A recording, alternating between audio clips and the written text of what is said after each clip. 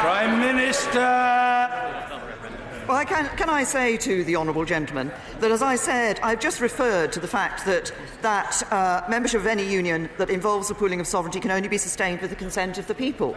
In 2016, that consent was withdrawn by the British public in relation to our membership of the European Union. In 2014, when the people of Scotland were asked whether to remain in the United Kingdom, they voted to stay in the United Kingdom.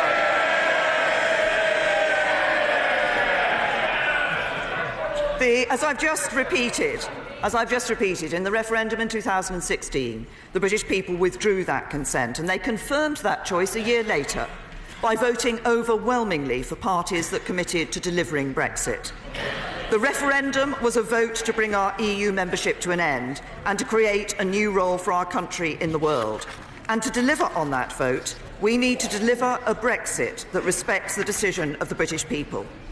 A Brexit that takes back control of our borders, laws and money, and a Brexit that sets ourselves on course for a better future outside the EU as a globally trading nation in charge of our own destiny and seizing the opportunities of trade with some of the fastest growing and most dynamic economies across the world.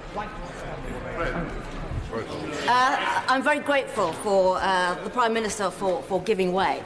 But having read this agreement, it seems to me we will not be able to enter into a trade agreement because we're going to be stuck with the same rule base that we have in the EU. Does my Right Honourable Prime Minister agree? Prime Minister.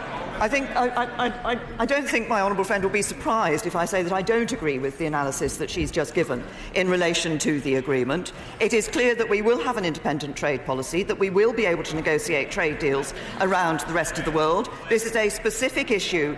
This is a specific issue that we looked at when we were putting forward our own proposals in the summer in relation to our future economic partnership with the European Union. And I heard somebody from the Labour benches from a sedentary position saying when will we be able to negotiate our trade deals. During the implementation period, we will be able to negotiate, sign and ratify trade deals around the world. Mr. Speaker, this will only be a moment of opportunity if we in this House can find a way to deliver Brexit that begins to bring our country back together. That means protecting the easy trading relationship that supports just-in-time supply chains and the jobs that depend on them, the security cooperation that keeps us safe, the progress we've made in Northern Ireland. The progress we've made in Northern Ireland and the rights of citizens here in the UK and across the European Union. I will give way to the honourable. I thank the Prime Minister for giving way. She spoke of security cooperation. Yet when I asked the Home Secretary the other day whether we would be left more safe or less safe as a result of this deal, he couldn't answer the question because he couldn't guarantee that we would have access to the crucial SIS2 database that ensures we have information on terrorists, paedophiles and other criminals trying to cross our border. That's the reality of the deal that she's put before us. Prime Minister. I say to the honourable gentleman that, as he knows full well, I think, the political declaration and the security section of that political declaration goes well beyond any security arrangement that the European Union has with any other country. And it makes clear that in the next stage of negotiations, we will be negotiating how we can have access to the very elements that are covered by both SIS2 and ECRIS. So that no. I say to the honourable gentleman, perhaps he'd like to look at the political declaration. The reference to those elements is indeed in the political declaration. And if he says, I'm sorry, if the honourable gentleman says from a sedentary position that they are not, then I have to say to him that he may not understand the elements that lie behind SIS2 and ECRIS. I'm going to make some progress for a minute. Mr. Speaker, to achieve all of those things that I've just set out, in terms of protecting our trading relationship, the security cooperation, the progress in Northern Ireland and the rights of citizens, requires some compromise. Now, I know there are some in this House and in the country who would prefer a closer relationship with the European Union than the one I'm proposing. Indeed, who would prefer the relationship that we currently have and want another referendum which they hope would overturn the decision we took in 2016. Although I profoundly disagree They are arguing for what they believe is right for our country, and I respect that. But the hard truth is that we will not settle this issue and bring our country together that way. And I ask them to think what it would say to the 52% who came out to vote leave, in many cases for the first time in decades, if their decision were ignored. What would it do to our politics? There are others. I say to honourable members, I will take a significant number of interventions, but I will make some progress at this stage. These are important points, because there are those who want a closer relationship with the EU, but they do need to recognise the message that was given by the 52% who voted to leave the European Union. There are others in this House who would prefer a more distant relationship than the one I'm proposing. And although I don't agree, I know they're also arguing for what they think is best for our future, and I respect that too. But the hard truth is also that we will not settle this issue and bring our country together if, in delivering Brexit, we do not protect the trade and security cooperation on which so many jobs and lives depend, completely ignoring the views of the 48%. We can shut our eyes to these hard truths and carry on debating between these extremes for months to come, or we can accept that the only solution that will endure is one that addresses the concerns of those who voted leave while reassuring those who voted remain. That this, I will take a number of interventions in a minute when I've just finished this. That this argument has gone on long enough. It is corrosive to our politics, and life depends on compromise. I take the honourable gentleman. I'm grateful to the Prime Minister for giving way. My constituency split pretty much down the middle during the referendum. But can I explain to the Prime Minister the crux of the problem that she has next week? She set as the benchmark on security cooperation, things being better than the relationship the EU had with other countries. The problem the Prime Minister has, my constituents who voted leave voted for a better future for our country. My constituents who voted remain wanted to protect all that we have good with the European Union. With the deal she's negotiated, she's brought those two groups together, but against her deal. I say to the honourable gentleman is what this deal that I have negotiated does is provides that good security cooperation while protecting the jobs that depend on that trade relationship with the European Union. That is why, as I say, it isn't a deal that appeals to those who want there are many who want a relationship that is closer. There are those who want a relationship that is further apart. What I believe is important is that we respect the views of those who voted leave and deliver Brexit, but we also recognise that we do need to protect the trading relationship and ensure that we protect the jobs that rely on that trading relationship with the European Union for the future. I'll give way to my... I'm very grateful for giving way. If Parliament does not support her deal, what would she say is the most likely outcome? No deal or no Brexit? Can I say to my honourable friend, I'm going to come on to reference the problems if Parliament doesn't support this deal in a little later in my speech, if he will wait for that. I give way to the honourable lady. Prime Minister for giving way, and absolutely agree with her that we need to start coming together as a country once this process is over. But doesn't she also agree that if she is so convinced that her deal and political agreement are what the British people voted for, then she should have confidence to go back and ask them to verify if it is something that they support? Prime Minister. Can I say to the honourable lady that, as I have said in this chamber before, I think it is very important that all of us in this House recognise what this Parliament did. This Parliament overwhelmingly voted to give the choice of membership of the European Union to the British people. The people voted. They voted to leave. I believe it is incumbent on us to deliver that Brexit, and I believe it is a matter for trust in politicians and in this House that we do indeed deliver on that Brexit. I'll give way to my right honourable friend, then I'll give way. Can I ask my right honourable friend, is the details within the deal that she has agreed will ensure that the inward investment that we've received in this country, which has led to many hundreds of thousands of jobs, particularly in the automotive industry, will have the same access to markets that they presently have? Prime Minister. Can I say to my right honourable friend, that is absolutely what underpinned the proposal we put forward in the summer. It is what underpins the ambitious trade relationship that is identified in the political declaration, ensuring that people can invest in this country with confidence. And reference was made earlier to people voting for a brighter future for this country. We can deliver that brighter future for this country with a deal that delivers a good relationship with Europe, but also enables us to have those other trade deals around the rest of the world as well. I'll give way to my honourable friend. I'm very grateful to my right honourable friend for giving way. She has courageously and consistently said that there will be no second referendum. Would she agree that a second referendum would reopen all the wounds within families, and above all, it would put the Union itself in jeopardy? Prime Minister. Can I say to my right honourable friend that I do indeed agree with him? I think a second referendum would exacerbate division in our country and would not bring our country back together again. Now, I will give way to the honourable lady, and then I will make some progress. The Prime Minister for giving way. The Prime Minister has repeatedly referenced the 52% who voted to leave, but I'm still confused as to why she is not willing to take any cognizance of the fact that electoral law has been broken and therefore the result of the referendum cannot be trusted.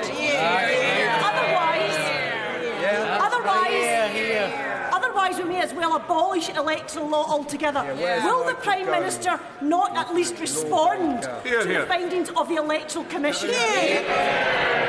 Prime Minister. The Electoral Commission still says that they believe that it was a fair poll, and I believe that we should abide by the result of that poll and deliver for the people of this country.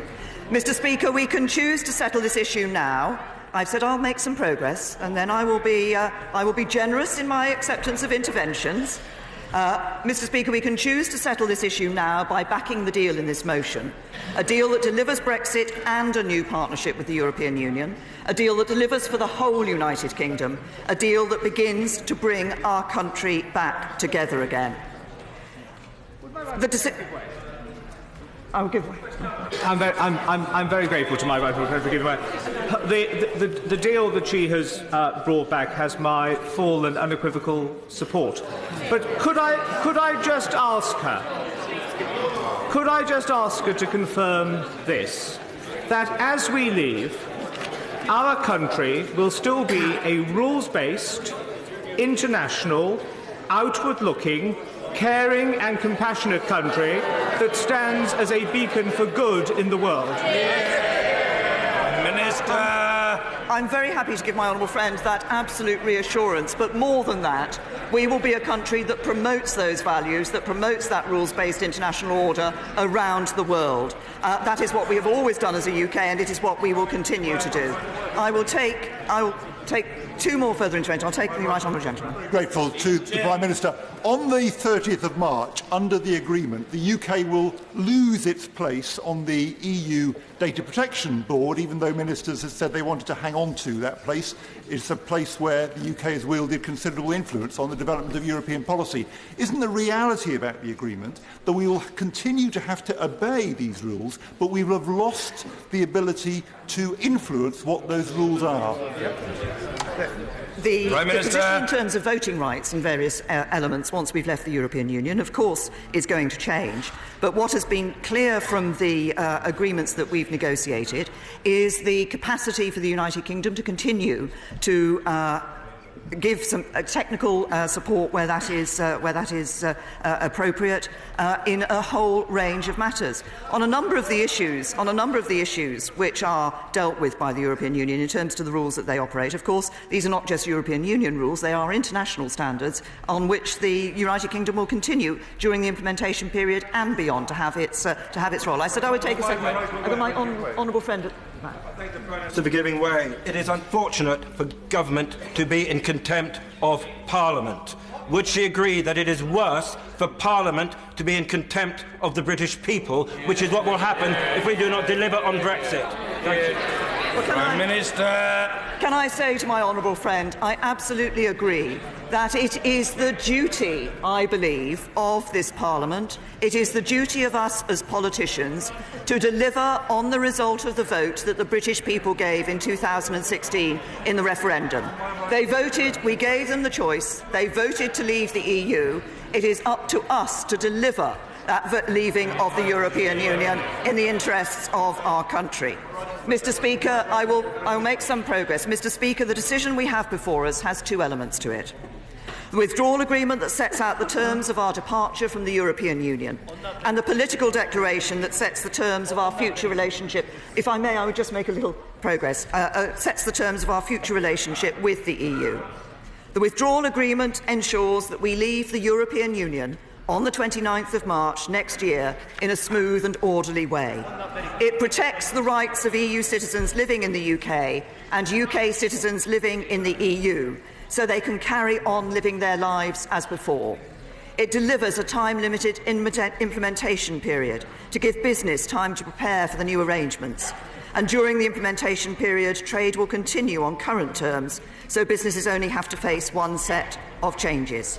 And it ensures a fair settlement of our financial obligations, less than half of what some originally expected and demanded. I will give way to my... I thank the Prime Minister for giving way and apologise for intervening in that manner. 2 years ago, I said to the Prime Minister that I could never imagine her requesting me to vote to take away the rights of my Italian parents resident in Scotland. Can she confirm that her deal guarantees the rights of EU nationals in the United Kingdom, 3.6 million of them, as well as 1 million United Kingdom citizens in the EU 27, in a way that no deal would not? Can I say to my honourable friend, this withdrawal agreement does indeed guarantee those citizens' rights, the rights of UK citizens in the EU and the rights of EU citizens here in the United Kingdom. And that guarantee of those rights is delivered through this withdrawal agreement. I'll take my honourable friend and then I will make some more progress. I'm very grateful to the Prime Minister for giving way. No one can doubt her commitment to this deal and the passion with which she is selling it. She has twice referred in the early part of her statement to the status of Northern Ireland and that this is a good deal for Northern Ireland. I come from Northern Ireland. I'm Catholic and a Unionist. I understand it pretty well. Can she explain why it is that that passion that this is a good deal for Northern Ireland is not shared by those who understand Northern Ireland the best? Prime Minister. Well, my honourable friend raises a point. I recognise there are those representatives who sit from Northern Ireland in this Westminster Parliament who are concerned by aspects of the deal that has been agreed. There are elements of that where it is within the responsibility of this Parliament and this Government to be able to provide some reassurance about those elements that have raised concern. And it is a matter I will wish to continue to discuss with the representatives from Northern Ireland. And I give way to the unrelated. Thank you. I'm very grateful. Thank you, Mr. Speaker. I'm very grateful indeed to the Prime Minister for letting me intervene on her. May I just say that while the DUP have 10 MPs in this House, the DUP campaigned for leave. The majority of people in Northern Ireland, like me, campaigned for remain. So the DUP do not speak for the majority of people in I can reassure the Prime Minister that her withdrawal agreement has considerable support in Northern Ireland, particularly amongst farmers, businesses and fishermen.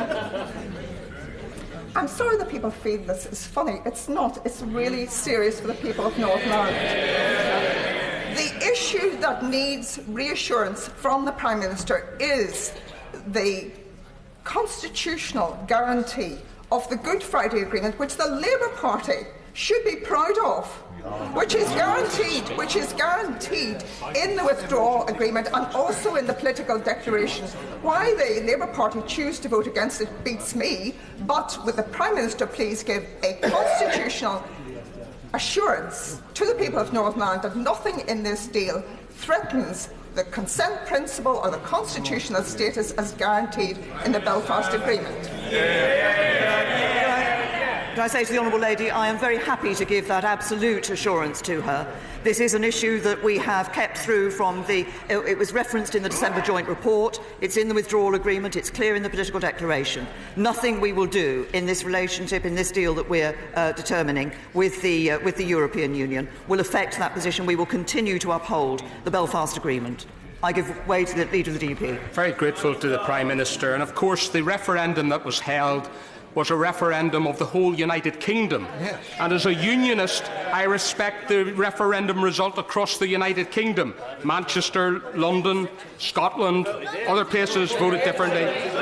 Whatever way they voted, the result is that the United Kingdom voted, and that we should respect that. Can I ask the Prime Minister, obviously in terms of the views of Northern Ireland, I'm quite happy to put it to a test any time. We will happily go to the electorate and put our views to the people if needs be, and I'm quite certain that we would be returned in greater numbers than we are today. So I'm quite happy to take on the challenge that has been put down. But can I ask the Prime Minister, in terms of guaranteeing Northern Ireland's position, she will remember that in paragraph 50 of the joint report that we spent 4 days negotiating, there were guarantees given to Northern Ireland. Never mind the words that have been said in this House today. It was actually in the text. Why has that been deleted? Why has she not kept that in the withdrawal agreement? Why has it not been translated? And that is what we have a problem with. Words are good. It's the legal text, it's what's in the agreement that matters. Can I say to the right honourable gentleman that he's absolutely right, of course, that there was that reference to the consent of the Northern Ireland institutions in relation to any potential new regulatory differences between Great Britain and Northern Ireland. That is a matter that we will be looking at and can look at in this House as to the arrangements, the parliamentary arrangements between the institutions within the United Kingdom for the future. And is it exactly these issues of the question of potential new regulatory divergence that is the one that I believe it will be possible to give the reassurance to not just representatives in this chamber, but actually to the people of Northern Ireland for their future. Now, I am going to make some more progress in this debate, but I will continue to take interventions, but I will make some more progress now. Mr. Speaker, the withdrawal agreement also ensures a fair settlement of our financial obligations, as I said, but I do want to turn to the most contentious element of the withdrawal agreement. Perhaps it was a neat segue, my last intervention being from the right honourable gentleman, because I want to turn to the Northern Ireland Protocol. It's important to remember, I think, what is at the heart of the Protocol. It is our commitment to the people of Northern Ireland. It's about saying that whatever happens as we leave the European Union, as I have just said to the Honourable Lady, we will honour the Belfast Agreement. That the hard-won peace that has inspired the world and the detailed arrangements that have delivered and sustained it will not be lost. That the people of Northern Ireland and Ireland will be able to carry on living their lives as before. And to deliver that, we need a solution in the future partnership which ensures there's no hard border between Northern Ireland and Ireland. Both the UK and the EU are fully committed to having our future relationship in place by the 1st of January 2021. But there is still the possibility that it is not ready before the end of the implementation period. So the only way to absolutely guarantee no hard border on the island of Ireland at the end of the implementation period is to have a backstop in the withdrawal agreement as a last resort insurance policy. Let's be clear, Mr. Speaker, this is true not just for the deal we have negotiated. Whether you want a model like Canada's or whether you want to see the UK as a member of the European Economic Area, any future relationship will need to be negotiated and will need an insurance policy if that negotiation cannot be completed in time. Put simply, there is no possible withdrawal agreement without a legally operative backstop. No backstop means no deal. The Prime Minister is well aware that many of us have wished her well in these negotiations, but does she understand and recognise that many of us also have concerns about the backstop and equate it to entering a contract of employment which gives the sole right of termination to the other party? Can I If my honourable friend will permit me, I recognise the concerns that there are in this House, and I want to go on to reference those. I'm going to go on to reference those a little later. If my honourable friend would just... Can I just very gently exhort the Prime Minister to face the House, because in answering her honourable friend can hear very well, but members on the other side can't. The Prime Minister. Mr. Speaker, I understand that some colleagues are worried, as I've just said, that we could end up stuck in this backstop indefinitely. In the negotiations, we secured 7 separate commitments in the withdrawal agreement and political declaration to ensure that this is not the case. First, there is an explicit legal duty to use best endeavours to reach an agreement by the end of December 2020 that avoids the backstop coming into force in the first place. This is not just a political commitment. As the Attorney-General has set out, this is a recognised approach in international law, and we have the right to seek independent arbitration if this duty is not upheld. Second, if despite this the future relationship is not ready in time, the backstop can be replaced by alternative arrangements. The political declaration makes clear that we will seek to draw upon all available facilitations and technologies that could be used to avoid a hard border, and preparatory work will be done before we leave so we can make rapid progress after our withdrawal. Third, if neither the future relationship nor the alternative arrangements were ready by the end of 2020, we would not have to go into the backstop at this point. Instead, we've negotiated there would be a clear choice between the backstop or a short extension to the implementation period. Fourth, if we do not go into the backstop, the legal text is explicit that it should be temporary and that the Article 50 legal base cannot provide for a permanent relationship. Fifth, if the backstop is no longer necessary to avoid a hard border, we have the right to trigger a review through the Joint Committee. Sixth, as a result of the changes we've negotiated, there is an explicit termination clause which allows the backstop to be turned off. And finally, the legal text is now clear that once the backstop has been superseded, it will cease to apply. So if a future Parliament decided to move from an initially deep trade relationship to a looser one, the backstop could not return. But rather... I will give... Wait a moment. I'm most grateful to the Prime Minister for giving way, and she's indeed being very generous in giving way to a lot of people. Mr. Speaker, what I would say is that as far as the backstop is concerned, we are told that the EU do not wish to exercise it. Ireland does not wish to exercise it, and certainly the United Kingdom does not wish to exercise it. Is it therefore not a case that this is not a matter of renegotiating the withdrawal agreement, but actually a matter of the European Union showing goodwill and good faith towards the United Kingdom by allowing us one additional line in the withdrawal agreement? Words to the effect that, in the event of the backstop being triggered, the United Kingdom can, say, at 3 months' notice, leave the customs union.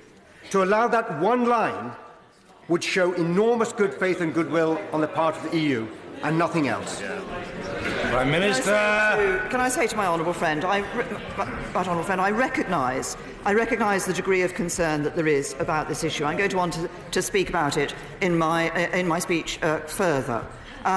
The withdrawal agreement has been negotiated. It is clear from the European Union that this is the deal. And I just ask those colleagues who wish to reopen the withdrawal agreement to recognise that were the withdrawal agreement to be reopened, it would not simply be a question of what the United Kingdom then wanted to change. It would also be a question of enabling others to change elements of that withdrawal agreement. And given the rigorous fight that we had in the negotiations to ensure that there were certain elements that were in the interests of the United Kingdom, notably around fisheries and other issues too, I caution honourable members that not only does the EU make clear that the withdrawal agreement cannot be opened, and we have agreed the deal, and the deal is there, but it is not the one-way street that perhaps honourable members would wish it to be. But I will come on to reference the wider issue. If I could finish this point, maybe it might respond to some of the comments, because I think rather than focus on the legal mechanisms we now have to avoid the backstop and ensure that if it's used it's only temporary, I think the real question the House needs to ask itself is whether it's in the EU's interest for the backstop to be used, and if it is used, for it to endure. And their original proposal for the backstop would have split the UK into 2 customs territories and given only Northern Ireland tariff-free access to their market. It barely changed their orthodoxy. It was wholly unacceptable to us. But the backstop we've succeeded in negotiating no longer splits the UK into 2 customs territories. It gives the whole UK tariff-free access to their market without free movement of people, without any financial contribution, without having to follow most of the level playing field rules, and without allowing them any access to our waters. So the backstop is not a trick to trap us in the EU. It actually gives us some important benefits of access to the EU's market without many of the obligations. And that is something the EU will want to let happen, let alone persist for a long time. But I do know, and I recognise, and as has been clear from the contributions that have been made by honourable friends, that there are members of this House who remain concerned. I have listened to those concerns. I want us to consider how we could go further, and I will be continuing to meet colleagues to find an acceptable solution. Grateful to the Prime Minister for giving way. As she confronts the inevitable contradictions at the heart of this process on behalf of the nation, is it not worth remembering that the vast majority of members, including on the benches opposite, voted to trigger Article 50 and voted for the referendum in the first place? And could I remind her that out amongst the country, her commitment to trying to pursue this is hugely admired. Given that this issue divides all parties in this House, indeed on this side it even divides the factions, would it not be sensible next week, as Parliament begins to take back control, to consider a free vote? Prime Minister. Can I say to my honourable friend, first of all, I think it is important that all honourable members of this House remember not only that this House overwhelmingly gave the decision on whether or not to leave the European Union to the people in the referendum. That was an overwhelming vote of this House. That this House also voted by a significant majority to trigger Article 50, to continue that process of leaving the European Union. And as I said in my remarks earlier, the fact that at the general election last year, I think about 80% of the vote went to parties who had in their manifesto a solid commitment to deliver on the Brexit vote. And I think we should all remember that when it comes to voting in the motion next week. Mr. Speaker, I will give way to my honourable friend who's been trying valiantly for some time, and then I will make some progress. Very grateful to the Prime Minister for giving way. Yesterday we tried to ask the Attorney General for his legal advice as to how much of the £39 billion that we were going to hand over were we legally, contractually obliged to do so. He refused to give us a specific figure. Would the Prime Minister now give that specific figure? Because when we're going to be handing over £39 billion to the European Union when we're facing shortages in our own constituencies. Can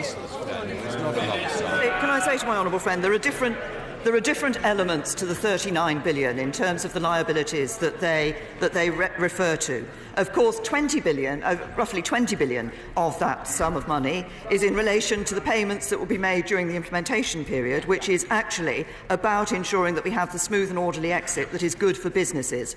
There are other, obviously, liabilities within that which, where it is determined that we have legal obligations. But as I say, that part of the money, and it's 34 to 39 billion, everybody quotes the higher figure, but it's 34 to 39 billion, within that range that the final figure will come. Mr. Speaker, and I say to honourable members that I recognise we have 5 days of debate, but actually I think honourable members will want to contribute in today's debate as well, so I will make some progress. But the second part of this deal is the political declaration. Now, this is a detailed set of instructions to negotiators that will be used to deliver a legal agreement on an ambitious future relationship for after we have left. And I know that there are some members who worry that the political declaration is not already legally binding.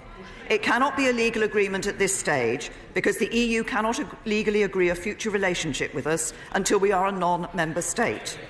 But through the negotiations, we have ensured that we have the framework for an ambitious new economic and security partnership that is absolutely in our national interest. At the outset, the EU said we would have a binary choice, Norway or Canada. The political declaration concedes that there is a spectrum and we will have an unprecedented economic relationship that no other major economy has. The EU also said we couldn't share security capabilities as a non-member state outside of free movement and outside of the Schengen area. But we have secured the broadest security partnership in the EU's history. So if this deal is passed, I will give way in a few minutes to just make the progress on this point. If this deal is passed, the task ahead of us will be to turn this ambitious political declaration into our new legal agreement with the EU. I will give way to the Honourable Lady. Thank you, Mr. Speaker, and thank the Prime Minister for giving way. But I must intervene at this point because she claims that this political declaration is detailed and specific. But if that was the case, why would the Treasury Select Committee told today that it wasn't even possible to produce an analysis from an economic perspective of this document because it simply wasn't specific enough? The economic analysis that was produced by the government last week was very clear that because the political declaration has within it a spectrum where the balance of obligations in relation to the rights of access, balance of obligations on checks at the border in relation to market access has to be addressed. It's very clear that that's going to be ambitious, and we will continue to work for frictionless trade, which is indeed what was put forward in the White Paper in the summer. But it was only right and proper that in the government's economic analysis we indicated a midpoint on that spectrum, which gave an indication to people of the impact of those of trade barriers should trade barriers be put up. I give way to the Right Honourable Lady. Prime Minister for giving way. She is being very generous. But does she not understand that by over-claiming what is in the political declaration, she is undermining trust, and she is asking for our trust in her and in the EU to determine what will happen in future because so little is resolved. Yeah. So not only on the spectrum on the economics, but also on the security issues, she is over-claiming. She suggested to my honourable friend that she had effectively secured agreement to SIS2. She knows she has not because she tried to get it. Paragraph 87 does not say SIS2. Instead, what it simply refers to is the parties will consider the arrangements, and if we are lucky, we will get something that approximates. That is not the same as SIS2, and she knows it. Will she be straight with the country and with Parliament about the political declaration? What I've said this to honourable and right honourable members before, and I will say it again. There is a difference between ensuring that we have the capabilities that we need in security in the future and simply saying that we will be in a particular way, doing that in a particular way.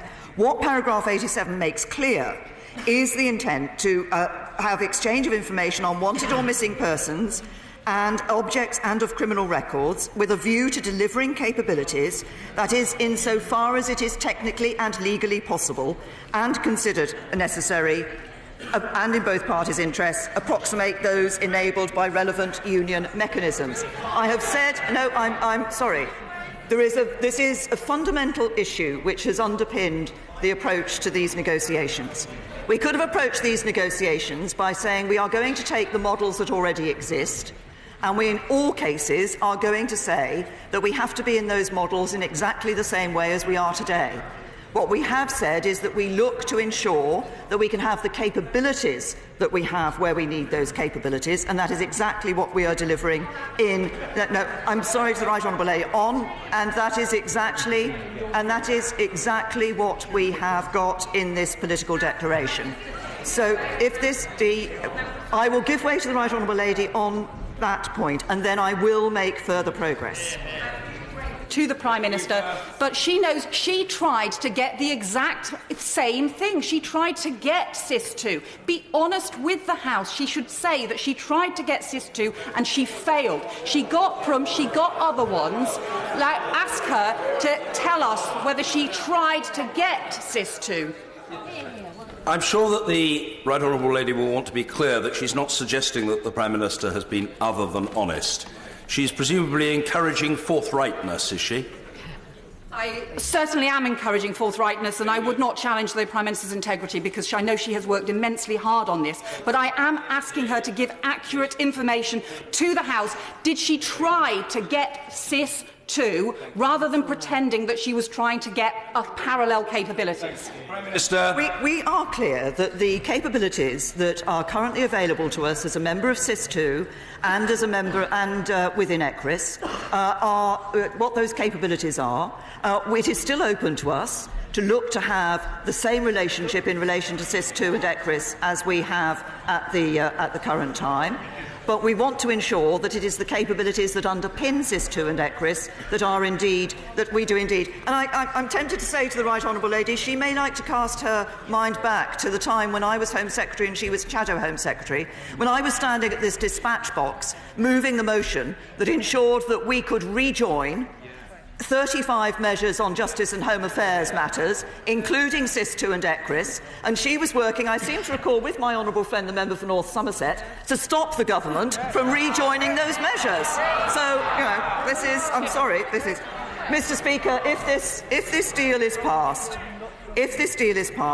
the task ahead of us will be to turn this ambitious political declaration into our new legal agreement with the EU. I'm going to make more progress. In doing so, I think this next section may be of interest to members of this House. In doing so, I want to build the broadest possible consensus both within this House and across the country. So for the next stage of negotiations, we will ensure a greater and more formal role for Parliament. This will begin immediately as we develop our negotiating mandate, building on the political declaration ahead of the 29th of March 2019. The Government will consult more widely and engage more intensively with Parliament as we finalise the mandate for the next phase of the negotiations. Ministers will appear before select committees between now and March in each relevant area of the political declaration, from fisheries to space to foreign policy. So members across the House will be able to contribute their expertise to the detailed positions we take forward with the EU. And the whole House will be consulted on the final version of that full mandate. And we will also provide the devolved administrations with a similar degree of detailed engagement. We will undertake targeted engagement with business and civil society to help inform our detailed negotiating positions. Taken together, I give way to the Chairman of the Select Committee. Yes. Been extremely generous in giving way. She said a moment ago that the House of Commons would be consulted on the mandate. Exactly. Can she give the House a very simple assurance that the House of Commons will get to vote on whether to approve that mandate or not? Can I say to the Right Honourable Gentleman, the outline of that mandate has already been set, will be set in the political declaration. That is the deal that has been agreed with the European Union. As I say, what we are looking for is to have the expertise of the House, the views of the House, when we go into that negotiating position. And as I've said, I realise to the Chairman of the Select Committee that I said ministers will appear before the Select Committee. Of course, ministers will have to be invited by the Select Committee to appear before them, but I hope that Select Committees will indeed accept that it is important for ministers to appear on these matters. Taken together, these arrangements will support a national mission to forge the strongest possible future relationship with our European partners, commensurate with our wider global goals and in the interests of the whole country. Mr. Speaker, let me turn to the amendment proposed by the Leader of the Opposition. First, it argues for a permanent customs union. The benefits of a customs union is that it means no tariffs, fees, charges, quantitative restrictions or rules of origin checks. All of these are explicit in our deal, but importantly it goes further, because it also gives us the crucial ability to have an independent trade policy beyond our partnership with the EU, which membership of the customs union would not. So the Leader of the Opposition needs to explain why he does not share our ambition for a global Britain. Second, the amendment argues for a strong single market deal. If that means being close to the single market but not part of it, then it is our deal which delivers the closest possible partnership. If it actually means being in the single market, then he is opposing taking back control of our borders and ending free movement. And that not only contravenes the democratic instruction of the British people, it contravenes his own manifesto. Third, the amendment claims our deal would, quote, lead to increased barriers to trade in goods and services. Unless his policy is to stay in the single market as well as a customs union, then some increase in barriers is inevitable. But it is our deal that is the best deal outside the single market and which gives us the opportunities that come from an independent trade policy and increased regulatory freedom. We are now at the stage in this process. Very grateful. As the UK will have lost the ability to influence EU rulemaking on financial services directly, it's vital that we can play a full part in defending our interests in international bodies that set standards globally, such as the Basel Committee and IOSCO and others. Does she therefore share my concern that Article 129 of the draft treaty, which clearly states that the EU may not take a contrary position to the EU in such bodies, will prevent us from doing so? I think Article 129 that I'm looking at in this matter actually is about the joint committee responsible for the management, administration and supervision of the dispute resolution in the future. So, yes, that's... Oh, well, he's...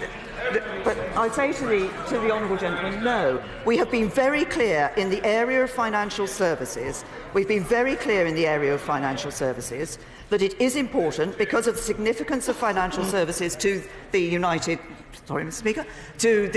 Kingdom, that we are able to ensure that we have that ability to set those regulations that we need to set as a global financial centre, working with the other bodies in terms of the regulatory other regulatory bodies, and doing that in the interest not just of the United Kingdom, but in the interest of financial stability across the world. We are now at the stage, Mr. Speaker, in this process we must all engage with the hard choices we face. Simply pretending everything can stay the same as we leave the EU, as Labour's amendment does not face up to these hard choices and amounts to not being straight with the people of this country. Fourth, the amendment claims our deal would not protect workers' rights and environmental standards. This is simply wrong. Our deal does protect them. As part of the single customs territory in the Northern Ireland Protocol, we've committed to ensuring there will be no reduction in standards in this area, including on labour and social protection, fundamental rights at work, occupational health and safety and fair working conditions. And we have said we will improve on this in developing our future relationship with the EU. Indeed, we already go further than EU minimum standards, including on annual leave, paid maternity leave, flexible working, paternity leave and pay, and parental leave. For we know that the first responsibility for protecting those rights sits with this Parliament. And as we take back control of our laws, we will not only honour that responsibility but go further still, including, for example, by implementing the recommendations of the Taylor Review. So not just protecting workers' rights, but enhancing workers' rights. Now, fifth, the amendment claims our deal allows the diminution of our security. Now, the Leader of the Opposition knows full well that if we fulfil the democratic decision of the British people to leave the EU, we cannot have exactly the same rights as a third country that we currently have as a member. So the question is, which deal represents the broadest security partnership in the EU's history? And that is our deal. But what is he doing it? He is opposing it. Sixth, his amendment appears to reject the backstop, even though businesses, farmers and people from across the community in Northern Ireland, as we heard earlier, support this insurance policy. And I think there is real anger in Northern Ireland at the approach that Labour are taking. Finally, the amendment opposes leaving without a deal. But the EU has been crystal clear that no backstop means no deal. So his amendment is simultaneously opposing no deal and proposing a policy that would lead to exactly that. So I have to say that at this critical moment in our history, the Leader of the Opposition is not making a serious proposition for the future of this country. He is simply trying to force a general election. And the Right Honourable Member for Hayes and Harlington has admitted it when he said, and I quote, "Our view is we should have a general election." at a time when we should be delivering on the vote of the British people, the Leader of the Opposition wants to ignore that and have another vote. At a time when government is working in the national interest, the Leader of the Opposition is playing party politics. And at a time when we should all be focused at this historic moment on what is best for our country, the Leader of the Opposition is thinking about what gives him the best chance of forcing a general election. Mr. Speaker, let me now turn to the amendment from the Right Honourable Member for Leeds Central. This also seeks to reject our deal as well as to reject no deal. But this House cannot unilaterally rule out no deal. The only way to avoid no deal is to agree a deal, and that requires the agreement of this House and the European Union. And if... No, I'm good. I have been very generous with my interventions. I will take some further interventions in a few minutes, but I will make this point. If you reject what the other side have described as the only deal on offer, then whatever you say to the contrary, you put this country on course for no deal. And this is doubly so. This is doubly so. This is doubly so when the amendment is silent on what alternative deal we should strike. The EU 27 member states have made it clear that this is the best deal available and that there is neither the time nor the inclination to reopen negotiations and ensure we leave in good order on the 29th of March next year. The choice before Parliament is clear. This deal, no deal, or the risk of no Brexit. And I will just in a couple of minutes. And investing parliamentary time in seeking to create an alternative to these choices will only endanger our ability to deliver Brexit at all. I can wait to my honourable friend. I'd like to thank the Prime Minister for giving way and congratulate her on 2 years of the trickiest negotiations in our lifetime. Some of my colleagues in this House seem to think that if they reject this deal on Tuesday, the other EU 27 leaders will come back and give us something better. Why should they? I think my honourable friend raises a very important point. Exactly, and they certainly don't intend to do that. They have made very clear in relation to this deal that this is the deal on the table. I give way to my honourable friend. Thank the Prime Minister. I welcome the Prime Minister's commitment to engage further with select committees. What she will have heard when she came to the liaison committee last week was one committee chair after the other pointing out to her the catastrophic consequences of no deal and asking if she would rule that out if and when this House rejects the deal, because we cannot inflict that kind of catastrophe on our people. Say to the honourable lady, the way to ensure, if she is concerned about no deal, the way to ensure there is no deal is to support the deal that is on the table.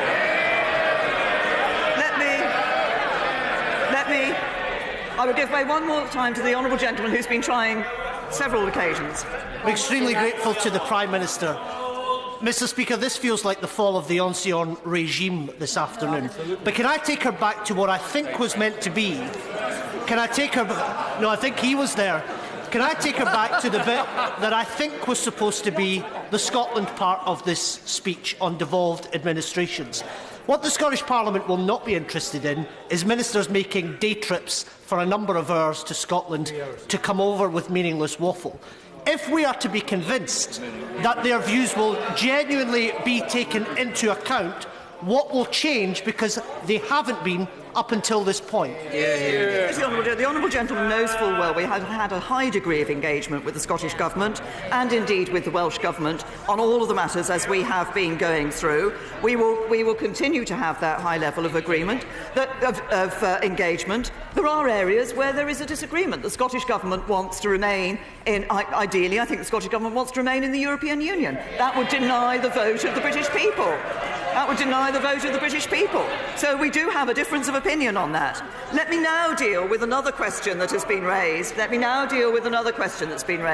Which is the question of another referendum. I understand the argument that if this House is deadlocked, we could give the decision back to the British people. But I ask the House to consider what that would say to those in our constituencies who put aside decades of doubt in the political process because they believed that their voice would finally be heard. What it would say about the state of our democracy if the biggest vote in our history were to be rerun because a majority in this House didn't like the outcome. And what it would do to that democracy and what forces it would unleash. This House voted to give the decision to the British people. This House promised we would honour their decision. If we betray that promise, how can we expect them to trust us again? And even if we held a referendum, what would it achieve? It wouldn't bring the country together, it would divide us all over again. It wouldn't end the debate, because if it was close like last time, then whichever side lost out would soon start to call for a third one. And it wouldn't take us forward, but rather back to square one. We cannot afford to spend the next decade as a country going round in circles on the question of our relationship with the European Union. We have already spent too many years with divisions on Europe simmering in the body politic. We must deliver on the referendum we have already had, focus on the day-to-day concerns of the people, and take this country forward. I thank the Prime Minister so much for her generosity. Our youngest child has just gone to university, Prime Minister. Could she give assurances that when he comes out, he will walk into a world where he can make his way in this world and in this country? Could she give assurances that this government will have the ship back on track, that we will have respected the democratic view of this country, we will have trusted the people as we expect them to trust us, but we will also respect the European Union, we will have close relationships with that great trading bloc, but we will also be able to hold our head up on the global worldwide stage so that we will not be diminished, Prime Minister, we will be even greater. Thank you. I thank my honourable friend. She may have anticipated what I'm just about to say in my speech. I can give her absolutely that assurance because I want to be clear what this deal delivers for the country. An end to free movement once and for all. An end to the jurisdiction of the European Court of Justice in the United Kingdom. An end to those vast sums we send to Brussels every year. A fair settlement of our financial obligations, less than half. No. I am conscious that I have now been speaking and taking interventions for an hour. There are many members of this House who wish to contribute to this debate, and I will make progress. A new free trade area with no tariffs, fees, quantitative restrictions or rules of origin checks. An unprecedented economic relationship that no other major economy has. And at the same time, the freedom to have an independent trade policy and to strike new trade deals all around the world. This deal means being out of EU programmes that do not work for us, out of the Common Agriculture Policy, out of the Common Fisheries Policy as an independent coastal state once again, with full control over our waters. It means jobs protected, citizens' rights protected, the integrity of our United Kingdom protected, the sovereignty of Gibraltar protected, our security protected, with the broadest security partnership in the EU's history, working together with our friends and neighbours to keep all our people safe. The British people want us to get on with a deal that honours the referendum and allows us to come together again as a country, whichever way we voted, and this is the deal that delivers for the British people. Mr. Speaker, no, I'm not taking. Mr. Speaker, I have spent nearly 2 years negotiating this deal.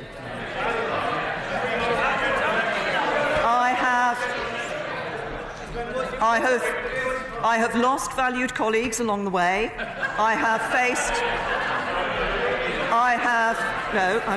I'm concluding.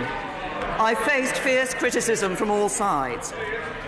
If I had banged the table, walked out of the room and at the end of the process delivered the very same deal that is before us today, some might say that I'd done a better job. But I didn't play to the gallery. I focused on getting a deal that honours the referendum, sets us on course for a bright future, and I did so through painstaking hard work. Because I have never thought that politics was simply about broadcasting your own opinions on the matter at hand. It is as much about listening to people from all sides. Order. Mr. McNeill, I'm very concerned. No, you were chuntering noisily from a sedentary position. I saw you and I heard you. And your apprenticeship to become a statesman has still a very substantial distance to travel. The Prime Minister. Mr. Speaker, politics is as much about listening to people from all sides of the debate and then doing what you believe is in our national interest. And that's what I've done. And sticking to the task has delivered results for the British people. When the EU gave us a choice between off-the-shelf models, I've won a bespoke deal. When in Salzburg the EU tried to insist on a backstop that carved out Northern Ireland from the rest of the UK, I faced them down and they backed down. And right at the end, when Spain tried to make a move on Gibraltar, I stood firm and protected Gibraltar's sovereignty. And that is why the Chief Minister of Gibraltar has said, no friend of Gibraltar should vote this deal down. And don't let anyone here think that there's a better deal to be won by shouting louder. Don't imagine that if we vote this down, a different deal is going to miraculously appear. The alternative is uncertainty and risk. The risk that Brexit could be stopped. The risk we could crash out with no deal. And the only certainty would be uncertainty. Bad for our economy and bad for our standing in the world. And that is not in the national interest. The alternative is for this House to lead our country forward into a brighter future. I don't say that this deal is perfect. It was never going to be. That's the nature of a negotiation. Yes, it is a compromise. It speaks to the hopes and desires of our fellow citizens who voted to leave and those who voted to stay in. And we will not bring our country together if we seek a relationship that gives everything to one side of the argument and nothing to the other. We should not let the search for the perfect Brexit prevent a good Brexit that delivers for the British people. And we should not contemplate a course that fails to respect the result of the referendum, because it would decimate the trust of millions of people in our politics for a generation. And to all sides of... No, I'm concluding. So to all sides of the debate, to every member in every party, I say that this deal deserves your support for what it achieves for all of our people and our whole United Kingdom. One union of 4 nations, now and in the future. And this is a debate about our future. It's not about whether we could have taken a different road in the past, but which road we should take from here. If we put aside our differences and remember what unites us, if we broker an honourable compromise in the interest not of ourselves, but of those we were sent here to serve, if we come together and do our duty to our constituents, then we will pass the test that history has set for us today. It's not easy when the passions run so deep, but looking around this chamber, I know we can meet this moment. So I promise you today, this is the very best deal for the British people. I ask you to back it in the best interests of our constituents and our country. And with my whole heart, I commend this motion to the House.